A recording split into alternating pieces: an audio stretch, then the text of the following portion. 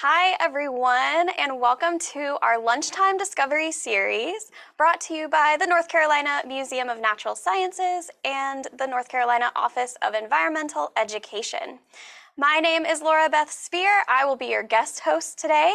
So I'll be looking out on the chat, making sure we get all your questions and comments. So please go ahead and type into the chat if you have anything you'd like to say. We would love to hear from you.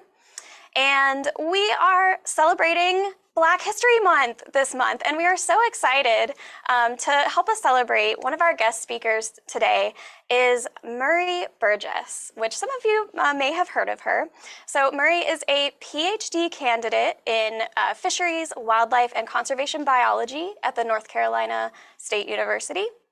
And Murry is the co-founder of the nonprofit Field Inclusive. So, hi, Murry, welcome. Thank you so much for joining us today. Hi, thank you so much for having me. I guess that I will share my screen and go ahead and get started. Yeah, whenever you're ready. And by the way, y'all, Murry has done some other awesome things as well, and I'm so excited to hear all about it. I hope you are too. And I can see your screen, and it looks like we're ready to go. Awesome. Well, thank you. Like Laura said in that awesome introduction, my name is Murry, and I have my fingers in a lot of different things. I am a PhD candidate. I do urban ecology work. I am also an environmental educator for kids of all ages and a children's author. So I would like to take this time to just tell you a little bit about myself and my work. So first, like my background a little bit. I've always had this interest in animals, even from a young age. I was always wanting to go to zoos, and I was watching TV shows and like nature documentaries about animals. So of course, as soon as I learned that I could major in wildlife, that's exactly what I did. And I went to Mississippi State University for my bachelor's in wildlife fisheries and aquaculture.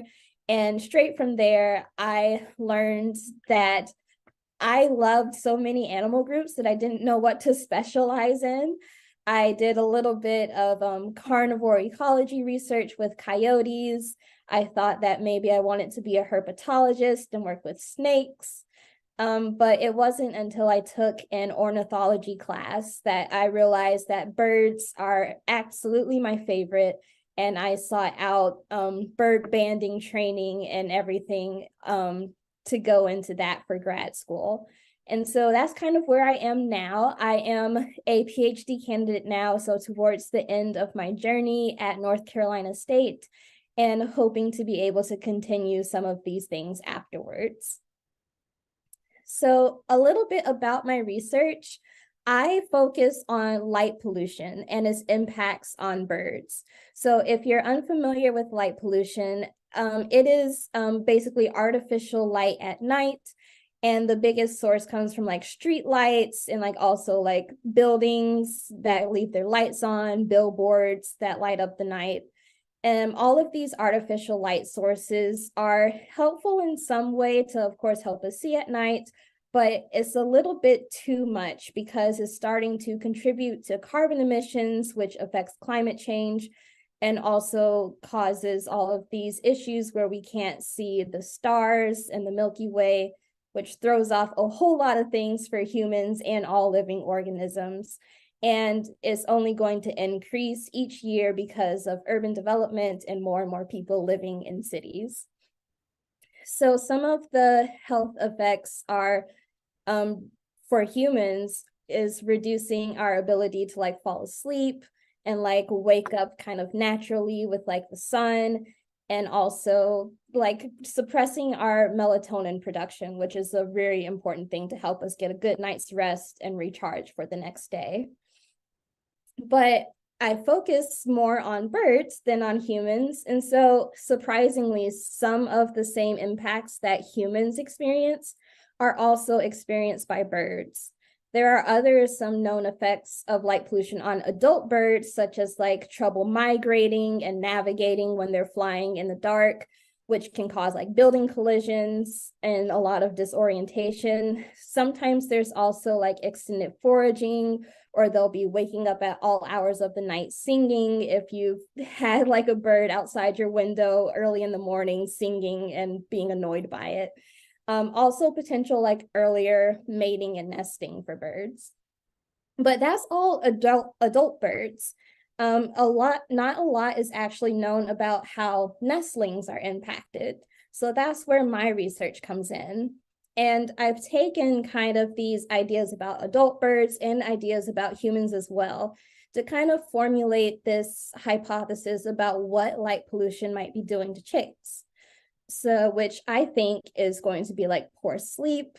They might be stressed out by the light, and their stress might cause this like fight or flight response like it does in all organisms. And being able and growing up in that environment might also have subsequent effects for their metabolic health and like their physical development. So in order to test this, I have done a light pollution experiment for the past 3 years. This is a barn in Snow Camp, North Carolina, which is like just over an hour away from North Carolina State.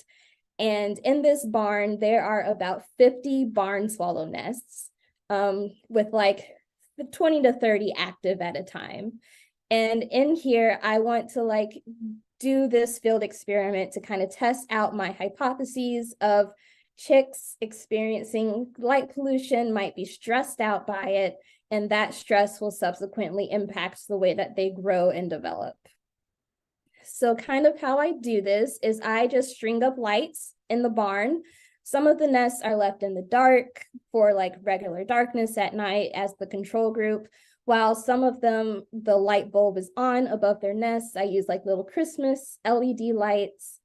And throughout their growth, let me back up. The light is on all night to like kind of mimic like a street light or like lamps on during the night.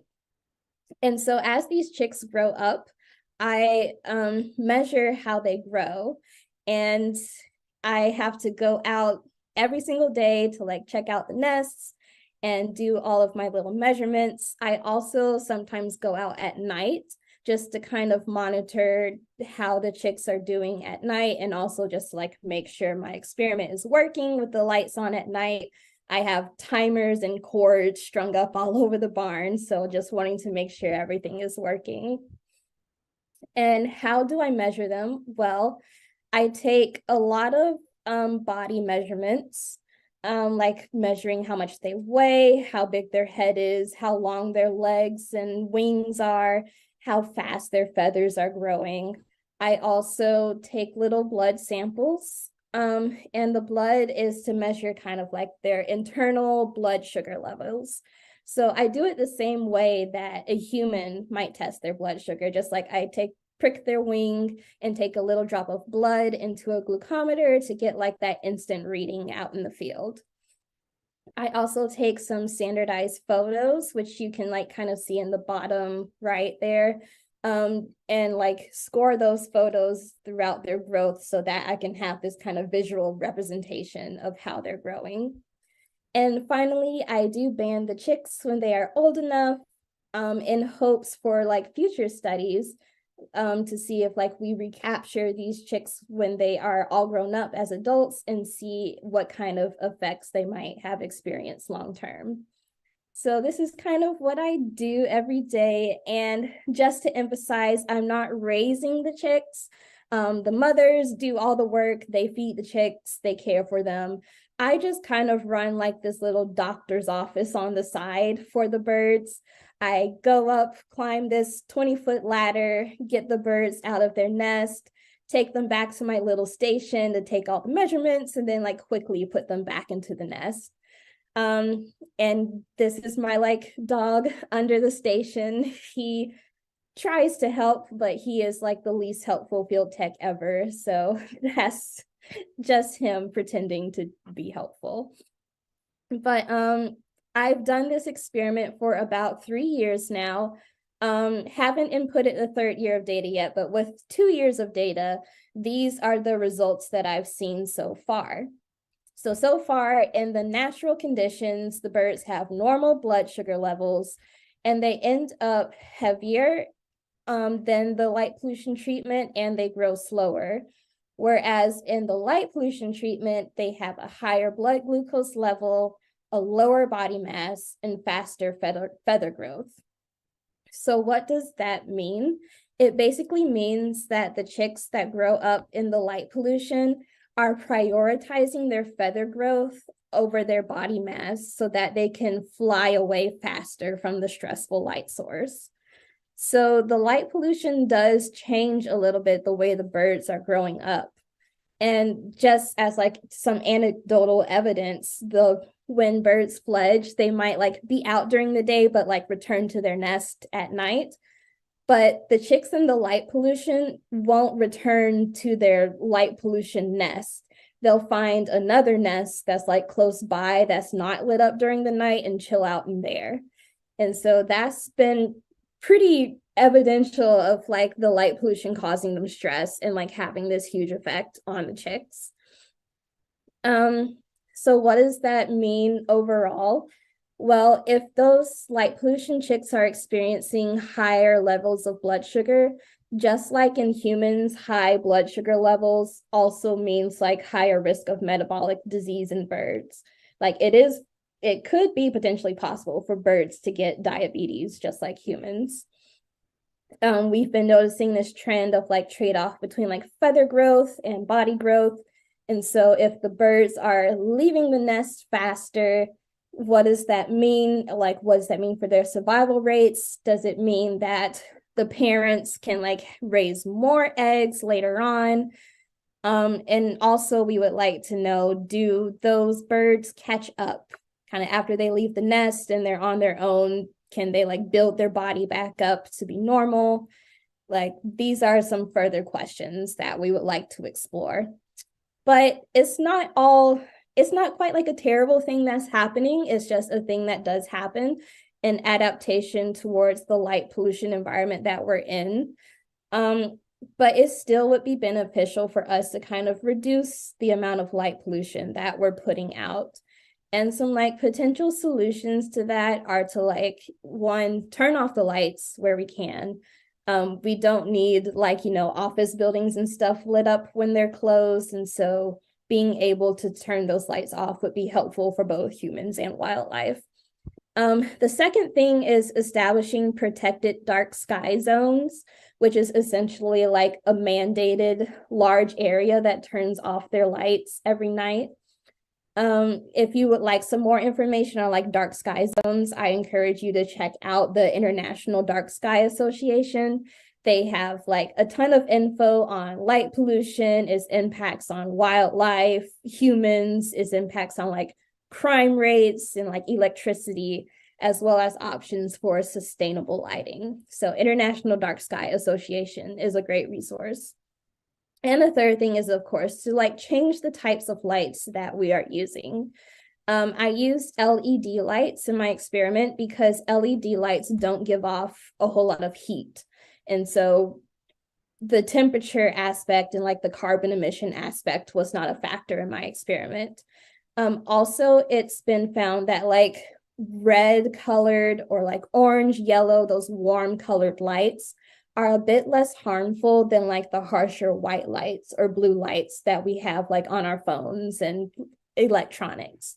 So if we can like change the types of lights to be like the less harmful lights and only have them on like where we need them or when we need them, that would be a little bit better for everybody. So I've talked a lot about encountering and trying to solve this problem of light pollution and like nestling growth, but I've also encountered a whole different issue outside of chicks and light pollution. So for a second, let's just like journey back to my field experiment so I can talk about some of the social safety issues that I've encountered. So as I said, I do go out at night into this rural area in North Carolina. I started in 2020. So because of the pandemic issues, I had to go alone. I couldn't have other people outside with me. It was also a huge time of political unrest with like, the election and everything happening in 2020.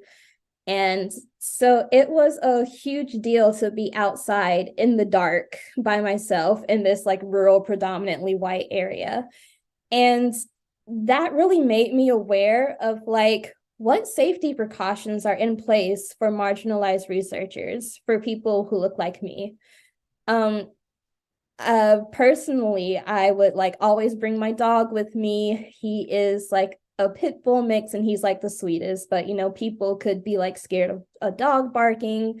I would also bring a knife, bring pepper spray, and just like try to have those like personal protection things with me. Um, One of the things that did unfortunately happen to me, like happens kind of even before my field season began. It was when I was looking for summer field housing so that I could live like close to my site instead of having to drive like an hour both ways to get there. And that was when I went to like this housing area nearby and spoke to the owner about potential summer field housing. But that person didn't seem very welcoming. She didn't want to like really look at me or like answer my questions. She would just like only address my advisor who was with me, who is a white female. And so I didn't feel like safe like living there or like welcomed. And so which led to my decision to just drive back and forth. But having that experience and comparing my experience to those of like other researchers is actually really common. Like a lot of people have faced like these kind of unique concerns, discrimination from property owners or like even their team members or like other people that encounter in the field who think that they're not supposed to be there or they're doing something suspicious instead of doing like field work. We have gotten unnecessary attention from law enforcement, people calling the police. There is one story of a friend who was outside doing like a bird point count. So she like had her binoculars and was like looking to like count the birds, but the police were called on her because people assumed she was casing a house with her binoculars. In addition to that, there's always like hiding or masking of identities or health issues that can be hidden, or just like isolation or neglects from institutions or the department that is worked for. And that's kind of like two reasons. Like one, students like me who like might be a little bit non-confrontational, who don't want to like rock the boat or like be seen as like too needy by their advisors. And also just the department's not knowing that this is even a problem. Like you don't know what you don't know is a problem. And so they just think, send the researchers out there and they'll figure it out. But and again, some of these are common scenarios, not just for like race, but it could be for like your gender expression or sexual orientation. It could be about your ability or disability in the field, or even your religious expression. And so basically, if you're not a straight white male, you might have some extra safety issues to encounter in the field. But all of this to say is the reason why in this summer, I co-founded with my friend and colleague, Lauren Farr, a nonprofit called Field Inclusive. And with Field Inclusive, we are trying to kind of level the playing field and break all the barriers to participation in natural resources sciences and making the field more safe for all field researchers who are outside. And since we're brand new and are like two people like working on a nonprofit, I've been like pretty proud of what we've been able to do so far. We've started, we had a Field Inclusive Week in January, which we did a bunch of webinars addressing issues like field safety, disability accommodations in the field, as well as like mental health and taking care of ourselves both during and after field work. We just closed a research grant to support field work for marginalized researchers. And we are currently working on like workshops and online training modules that address the social aspects of field safety. Our other current project is also, we have partnered with North Carolina State's College of Natural Resources to crowdfund for field safety gear. And field safety gear is basically something that identifies you as an official researcher to potentially deter some of these negative interactions from others, like hats, magnets, safety vests, ID badges, and stuff like that. We're really trying to emphasize safety on an institutional level and prompt these institutions to create policies for what to do when the police is called on you, because right now those just unfortunately don't exist. And some other general solutions that both field inclusive and everybody can like follow even without us, is for any faculty, staff, students, or like employees who do field work should be taking some kind of required field safety course that addresses interpersonal conflict. I know safety trainings usually exist for like wildlife safety. This is how to remove ticks. Here's your first aid, or like laboratory safety with like chemicals and glass and things. But adding another module that addresses interpersonal conflicts and like these situations that I've described. Another thing to do is incorporate diversity, equity, and inclusion into all hiring practices and like training opportunities that are offered, as well as access to identifying equipment and other like resources for people to take out into the field with them. One of the things that kind of like eased my fears being a Black female going by myself into this rural area was being able to put these car magnets on my car, that like kind of just said like, I'm with the university, I'm probably out here doing research, and hopefully get like less questioning that way. And of course, in general, continued emotional and financial support for historically excluded field researchers. So that's a little bit about field inclusive. As if I didn't have enough to do, I felt a little bit lazy. So I also decided to do some personal environmental education workshops. And with that, I've worked with like age groups from like third graders to as old as undergraduate classes, just talking to them about either birding or ornithology, teaching them how to band birds, both real birds with the older kids, but and like little mockingbird banding station for the little kids, where I get like these little bird stuffed animals and little fake bands and like teach them how to hold the birds and put them on and take different measurements. The same thing I do in my research in my field experiment. And I just like love sharing these opportunities, especially with like underserved communities or like kids who like might not get this exposure otherwise. I always try to make it an activity-based learning, something that they can like put their hands on and just kind of like figure out for themselves. Like I would like to do as little talking as possible and just like guide them through their own experiment. And so, yeah, I do that. And I also write children's books. So my first ever book was Why Wolves Howl, which was published in 2017, self-published through Amazon. And with that one, it's actually a fictional book about a wolf making friends with the moon. And even though it's like fictional, like non-scientific, I always think back to like my childhood and like reading books about animals and like watching TV shows and like just discovering that love of animals through the media. My two books that are coming sooner now, the Sparrow Discover series. That is about a 5-year-old Black girl named Sparrow who lives in a suburban town and explores the nature around her. The first book, Sparrow Discovers Birds, is expected this summer, so I will definitely be sharing that release date when I have more information. But that first book about birds is going to be about her learning to identify birds by sight, sound, and movement, and will feature many common backyard birds.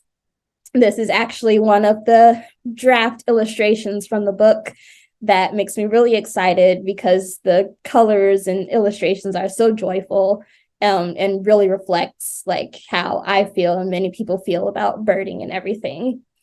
The next one in that kind of series will be focused on reptiles, which will also go through identifying like common backyard reptiles, as well as other tips like identifying maybe venomous versus non-venomous snakes. And of course, if you don't know what it is, don't touch it. But yeah, just something kid-friendly to help kids get into nature. And I plan on like continuing to like write throughout my career. I'm already brainstorming a middle grade graphic novel series about like these animal superheroes who like use their powers to solve environmental issues. And so that is like also a really big part of my work, just like spreading the joy of nature. And it's not all like hard, field inclusive institutional issues. There's also still joy in like wildlife and being outside and encouraging people to get there. So I didn't want to talk for too long. I know I like threw a lot of information about like everything at you guys. But here are all of the ways to keep up with me and to keep up with Field Inclusive. And I would like to leave time for plenty of questions, and hopefully you guys like have some for me. If you think of them later, feel free to like email me. I will happily talk with you and answer your emails. And so thank you. Oh, thank you so much, Murray. That was excellent. And we do already have some really great questions in the chat. So I'm going to start with the first question. How did you find that barn with all of those chicks to do your research? That's a good question. I'll stop share. So my advisor and I just like basically wrote emails and like made little flyers, just said, hey, there's a grad student looking for a field site with barn swallows. If you have like a barn with birds in it, like let us know. And we got actually a few responses of like barns or like old buildings that had barn swallow nests in them. And I remember like driving around and like looking at different sites, seeing what will work. And we just settled on that particular barn because it had so many in it. Like all the other sites were just like, one here, two there. But that one was like, here's 50 barn swallow nests all in one location. Wow, 50 nests? 50 Wow. nests. Wow. So how many chicks are in each nest, roughly? So on average, 5 per nest, but it ranges usually from like 2 to 7. Wow. That's a pretty big nest for Yeah, such a small bird. it really is. They get real crowded once they start growing. I bet. So one of our friends pointed out it must be a myth that if you find a baby chick and touch it and then put it back in the nest, the parents will abandon it. It is a myth. Birds don't really use their sense of smell when it comes for caring for chicks. They more so rely on like the sound of the chicks begging and like just the sight of like their wide mouths open. So yeah, me touching the chicks and like having my scent on them doesn't deter the parents from coming back to the nest and caring for them. Gotcha. And what if someone does find a baby chick? What should they do with it? I think first, just kind of like look around and like see if there's a nest nearby. And there's kind of 2 different types of baby chicks. So one, if his looks a little, I call them scraggly, like not a whole lot of feathers or like they're featherless, then that is actually still a chick and they might have fallen out of the nest. If you see a nest nearby, you can like pick it up and put it back in there, or see if the mom is going to come and care for the chick. But if you don't see a nest or you think the chick is like injured, you can like take it to a wildlife rehabber and try to get it some help that way. If you see what you think is a chick, but is very feathery and is a little bit bigger, then it's probably not a chick anymore. It's probably a fledgling. And those fledglings are like teenagers, like college students who like have just left the nest and they're still kind of like figuring out how to be a bird. And so they might look a little bit confused or like they need help, but they actually don't. They're probably being watched over. The mom is probably close by, and they're just like figuring out life right now. So you don't have to do anything to those fledglings. Well, that's good to know. Also, I would just really love to observe a fledgling, trying to figure out life. Yeah. Do you see that a lot in your research? I'm guessing you do because you're just Yeah, watching birds all the time. they do. There's always a week or two where there's just like little chicks hopping, fledglings hopping around the bottom of the barn, just kind of being there. It's like, what's going on? But it's so cute. Awesome. All right, so some other questions about your research. Does light pollution increase susceptibility to communicable diseases like the avian flu?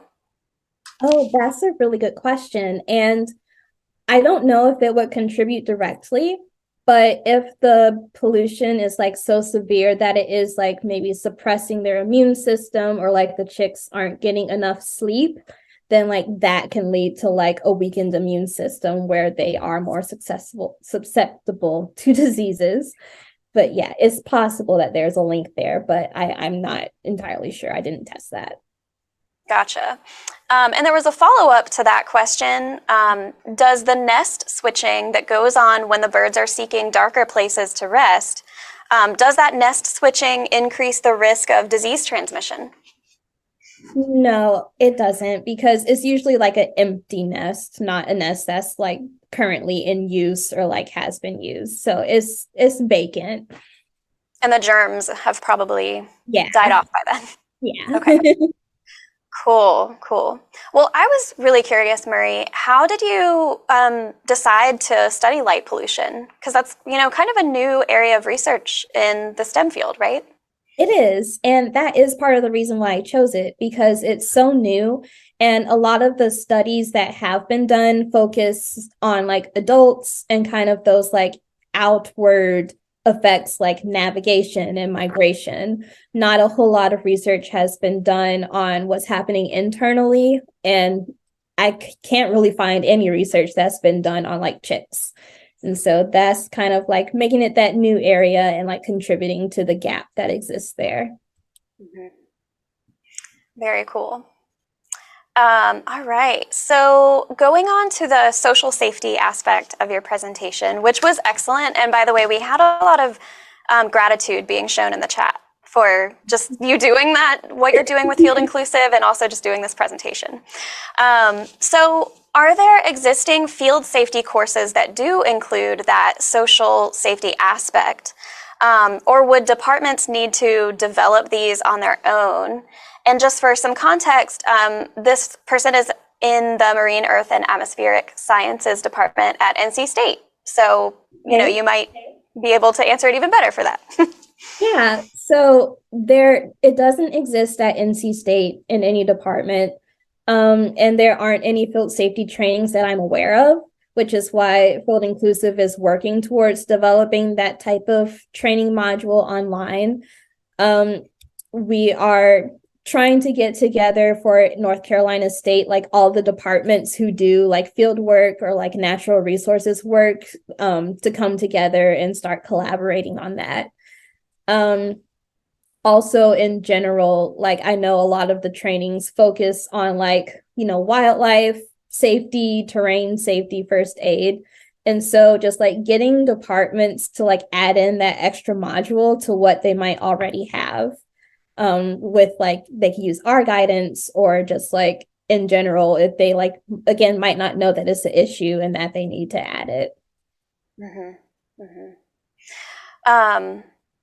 All right. Well, thank you for those questions, everyone. Feel free to throw in more questions in the chat because we do have more time. But Murry, I was also curious. So, from your presentation, we've realized that you do a lot of very different things. And so I'm sure you already had a lot of skills to do all of these things. But I'm wondering if you have developed any unusual or unexpected skills just from, all of your different adventures. Yeah, I think one skill that I've gotten really good at is like breaking down like these complex like academic level topics into like their simplest form, because like I talk to kids a lot, And I find like these little analogies that help them understand like the science and everything. So I think that's been super valuable for me to be able to do. Yeah, and I've seen two of your presentations now, which I know you've been doing a lot more since y'all started Field Inclusive back last summer. But even just those two presentations, yeah, I can tell you're a great science communicator. And yeah. So I am not, oh, I did miss one last question. Okay, so we all want to know, can we get onto a mailing list for pre-orders for your Sparrow Discovers Birds book? Or Not how do we find out more about that and get on some kind of list? So right now I'm waiting for the release date. The last kind of thing that's in the works is just finalizing the artwork, and there's going to be like a little kid-friendly bird field guide in the back of the book. So like that's being finalized right now. But as soon as I have the release date, there will most definitely be like links to pre-order and like places where you can find the books. Like I'm expecting like local bookstores here in Raleigh, as well as like hopefully like wide releases to some of the chains like Barnes and Noble. I will most likely have that information both on my website and like through my social media channels. Okay, wonderful. And oh, so we've got one last question. What did you enjoy most about introducing younger children to birds and birding? I think just the joy on their faces when they get to do these things, like when you teach them how to like use binoculars for the first time and they like actually get to see the bird, and just like the joy of them like looking at the bird for the first time. Like it's just that wonder. Like I felt it as a child, I still feel it as a field researcher, and being able to instill that spark moment in more kids will hopefully encourage them to either become scientists or like, naturalists, environmental people, which is just beneficial for like everybody involved. But yeah, the joy on the faces is my favorite part. Mm-hmm. Awesome. Well, those are all the questions that I'm seeing in the chat. So I wanted to say, Murry, thank you so much for sharing your expertise with us and your experience. And there's more gratitude being, posted into the chat. So yes, we all are so grateful. And yeah, I hope everyone joins us next week for we're learning about genomics with Dr. Melissa Minto from RTI International. So that should be pretty good as well. All right. So thanks, everyone. Have a great day. Thank you.